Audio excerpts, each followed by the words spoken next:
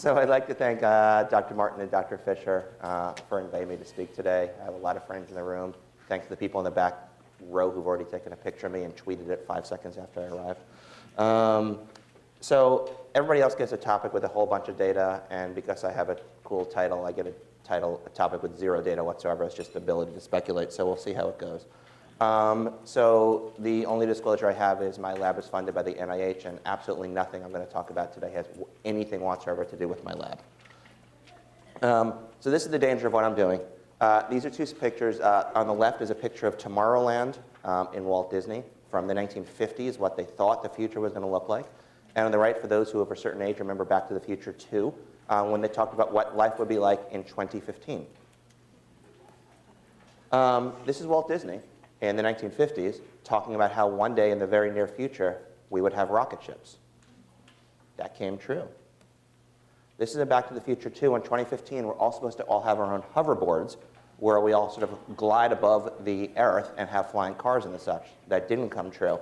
So anytime you talk about rocket ships and hoverboards and how they're going to exist in 2015, it's a little bit challenging to give a talk about the future, especially as you get farther and farther into the future. But I'm going to try to talk about what I perceive critical care might be like in the next 1 to 5 years, the next 5 to 15 years, and in total Star Trek, Star Warsian stuff in 15 to 50 years from now. So in the 1 to 5 years, I'm going to split it up in between existing novel ideas and ideas or treatments that don't actually exist currently and aren't really used, but they're on the precipice of reality.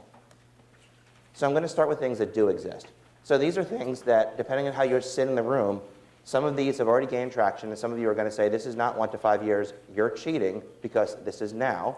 And some of you are going to say, oh my God, that's a crazy idea. That's like science fiction, and so it's going to seem like the future. So I'm going to have a little bit of each of them before I get to things that we don't really do. So I'm going to focus on 4 different things first that we currently do, that some people in the room I know for sure do, and some people in the room, my guess is, don't do. I'm going to start with a better implementation of existing data. So everybody here, I hope, reads the literature. And we'll talk about how well we as a community follow the literature. And I'm going to use the Surviving Sepsis campaign as an example. So this is a recent study that was published last year by Mitchell Levy in Critical Care Medicine, looking at over 29,000 subjects in 218 hospitals over the course of 7 years. And so this is not one hospital or 2 hospitals. This is hundreds of hospitals, thousands of patients, to see how they did. And what they found was, if you follow the data in the Surviving Sepsis campaign, the adjusted odds ratio show for every quarter a site is in the campaign, mortality goes down by 0.7%. Mortality was 38.6% for people with a low compliance with the bundles, and 29% with people with a high compliance, a difference of 9% in mortality. And so that leads to the question, what counts as good compliance? So this is a good news, bad news slide. The good news is the thing on the bottom, that the better you do, the better compliance you have, the better your patients do. The bad news is what I have circled on the left, is what counts as good compliance and bad compliance. Good compliance is about 25%. Bad compliance is about 10 to 15%. High outlier compliance was 40%. And for those who know the bundles for Surviving Sepsis, this is not incredible things like rocket science. This is like draw blood cultures, give fluids, give antibiotics. And a high outlier was 40%. And so what I would hope is, in the future of critical care, we take data that we know, or we strongly believe, helps patients, and we actually translate it. So a lot of the talks you're hearing today talk about what the best thing is to do for your patients. And I hope you actually say, I'm going to take that and I'm actually going to do this where I work, because if you do that, you're going to change outcomes. Early mobilization. So I took these pictures from a variety of different things, anywhere from YouTube to JAMA to CHEST, of all intubated people walking in the ICU. Show of hands, who does this on a routine basis? Wow, 6.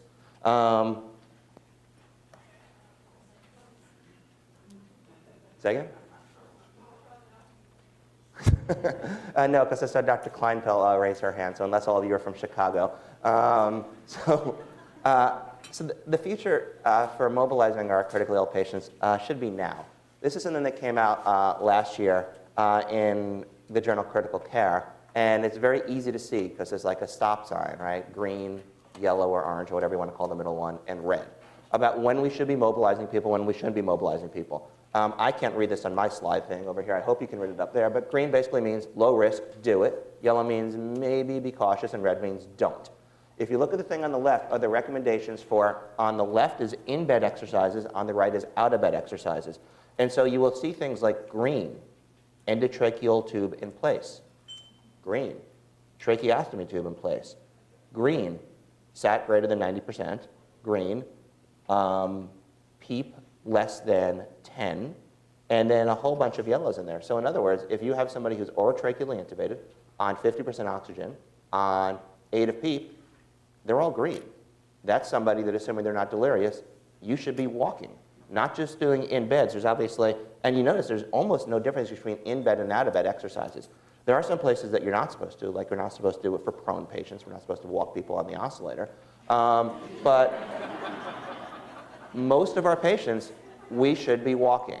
So the future is now. So they asked me to talk about the future. 6 of you raised your hands. I'm going to assume that some of you are shy, so maybe that was double. Maybe that was 12 of you. But there's good recommendations. Why are these recommendations there? Because there's really now fairly unequivocal proof from our friends that are being led at Johns Hopkins, but around the country and around the world, that walking people makes outcomes better. Telemedicine, something near and dear to the heart for at least some of the people in this room. There are now formal ICU telemedicine programs in 14% of non-federal critically ill patients. That's 1 in 10. That is not crazy futuristic thing, and that's also not widely accepted. Understanding that the data is controversial, it's associated with lower ICU mortality, lower hospital mortality, shorter ICU lengths of stay, and hospital lengths of stay. I think the data is to the point right now that it's not a question of does telemedicine work, it's a question of when and in which patient telemedicine works. And for clarity, I actually got that quote yesterday from Jeremy Kahn, who I was on the phone with, who has an NIH grant about this. We're doing this here. This is the EICU at Emory.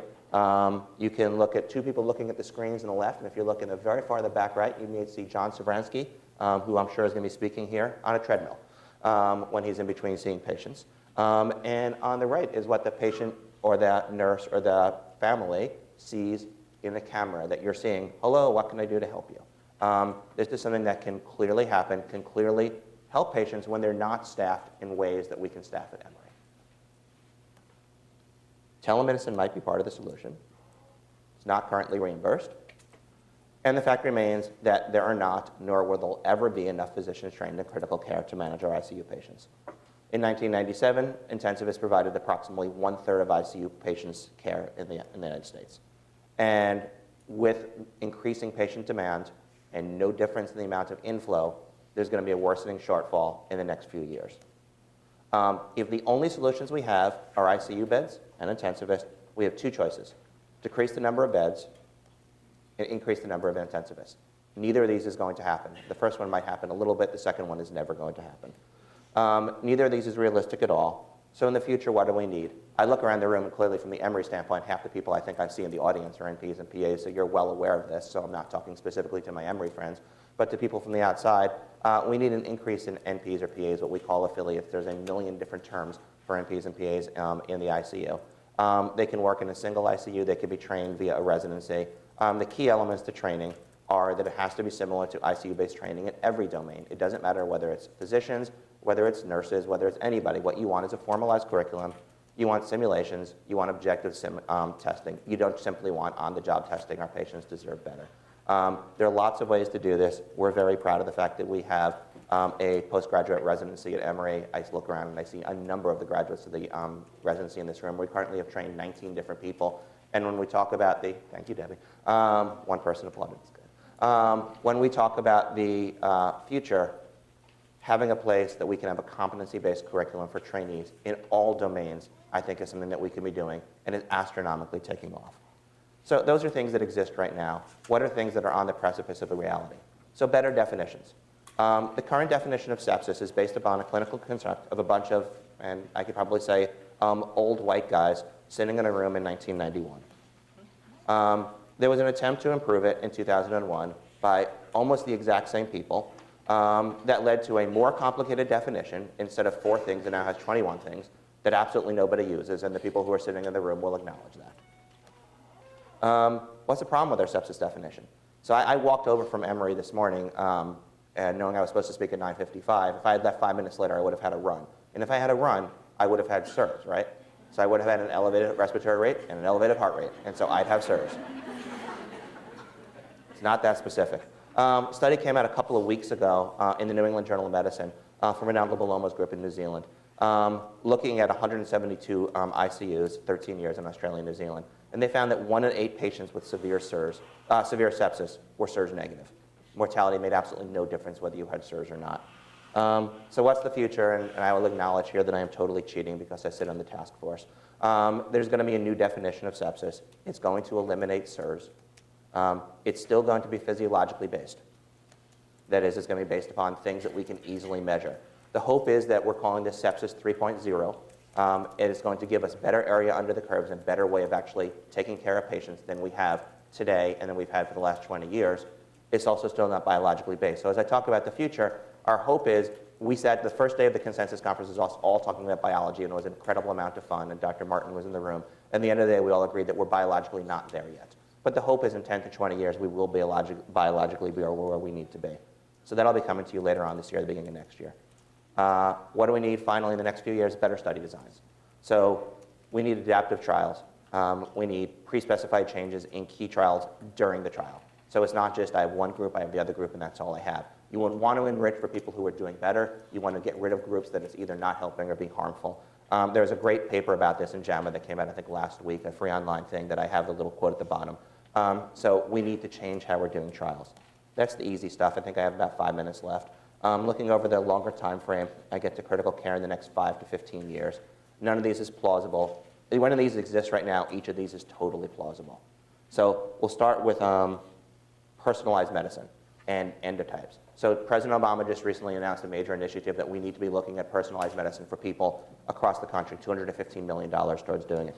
What do we have right now for our current trials? You can get enrolled if you're septic. You get enrolled if you have septic shock. Maybe you get enrolled if you have septic shock with IL-6 levels. That's not personalized medicine except for maybe slightly the last one, and it doesn't really make a difference. So as I was talking about the last thing about better trial designs, we need a better way of saying who's actually going to enter into designs.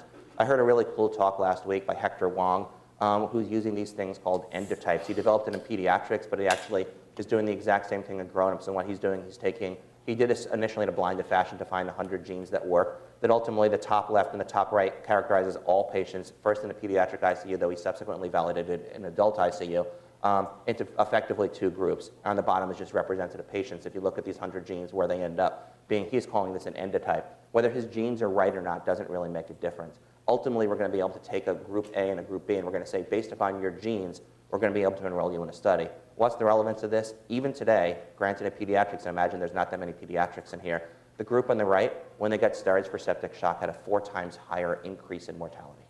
And so if we can say there's a group that we should not enter into trials, or a specific group that we should enter into trials, even though they look exactly the same to us, but whatever criteria we can have, by heart rate, by white blood cell count, whatever else, but they look differently genetically, we'll know enter this group, don't enter this group, we're going to be able to make a big difference.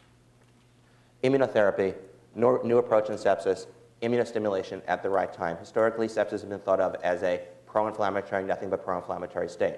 But basically, our patients don't die in the first 2 days. They go on, they could develop chronic critical illness when they're immunosuppressed.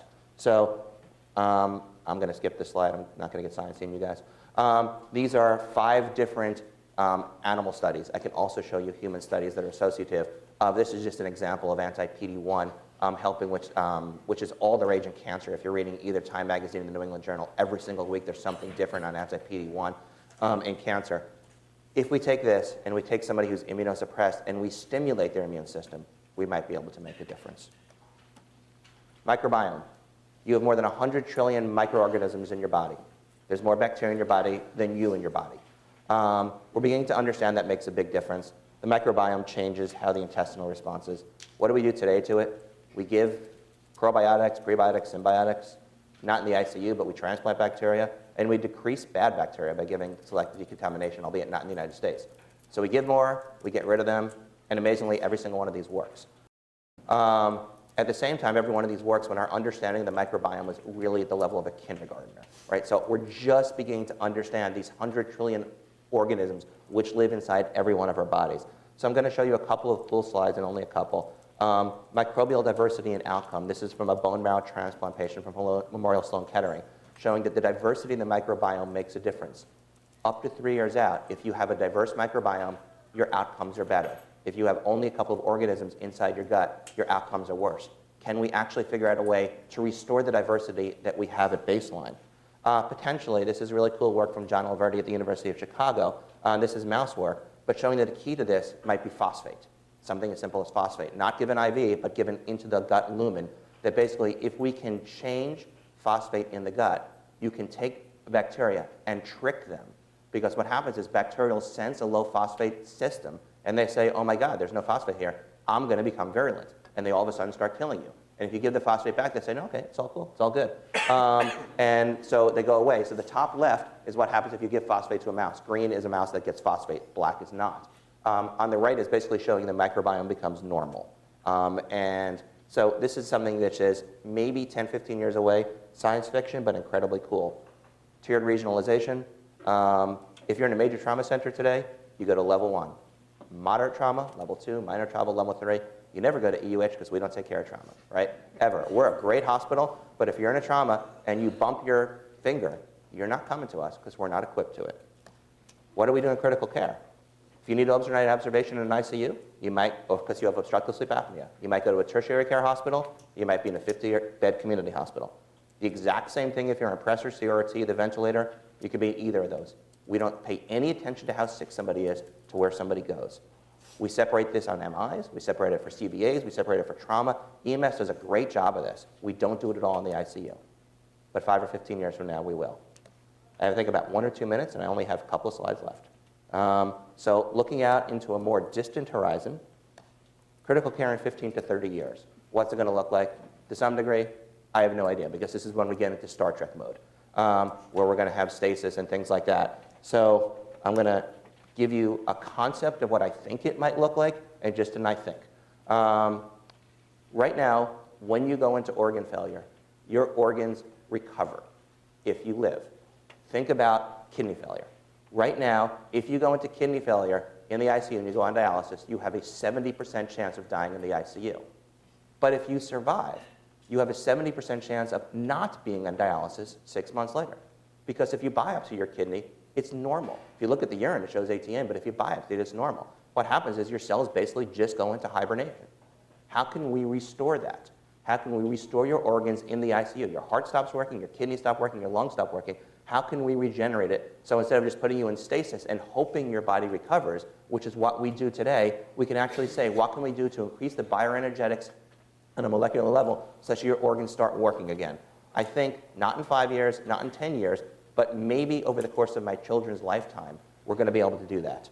We're going to be able to instantaneously assess the immune system, the microbiome, and other compartments. What are our vital signs right now? Our vital signs are exactly the same as they were 100 years ago, right? Heart rate, respiratory rate, temperature. That's great, but think about where we were 100 years ago. No iPhones, no computers, no TVs, no radio, no anything. And yet we look at the exact same thing. At some point, we're going to be able to say, okay, I'm looking at this micromitter that the person has, and their T cells are undergoing this thing in this compartment, and this is telling me that this is going to happen. And I can do that for their T cells. I could do that for their microbiome, for their stool. I could do that for their sweat. I can do that for what they're breathing. And I can say, based upon this, this is the state they're in, and this is where we need to go, which finally leads to the final concept of predicting decompensation before it starts. So who here trusts the weather report? Right, 2 people raise their hands, and the answer is you actually should, because they're remarkably accurate. But everybody remembers the anecdotal time of when they aren't accurate. So if it says 90% chance of rain, you say it's guaranteed to rain, right? And so if it doesn't rain, you say how stupid the weather report person is. But in actuality, it's like Apache score. It's not meant for an individual, it's meant over 100 days. If they say a 90% chance of rain, over 100 days, it's going to rain 90% of the time. They're incredibly accurate. We can, in theory, once we understand A and B and our waveforms and everything and our micrometers and everything else well enough, eventually we're going to be able to do the same thing. We're going to say we have these waveforms, we have this, and based upon this, you have an X% chance of decompensating, even though you have 2 patients in front of you. One of them is going to die, one of them is going to do just fine. We don't need to care for well, of course we need to care. We don't need to do additional treatment for the one that's going to do just fine. This one who looks the same is going to totally decompensate X number of hours from now. Just like if you all saw the weather report for this evening once you get out of here and it said 100% chance of thunderstorms, maybe some of you would bring umbrellas or a hailstorm or something else because you know it's going to happen beforehand. Even if it's sunny out right now, you're going to do something different. We should be able to do the exact same thing in critical care and say, based upon these waveforms, based upon this bad thing is going to happen downrange. Is it going to happen in the next 1 to 5 years? No, but it's going to happen in the future. And with that, once again, thank you to Dr. Fisher, Dr. Martin, and thank you guys very much for the invitation.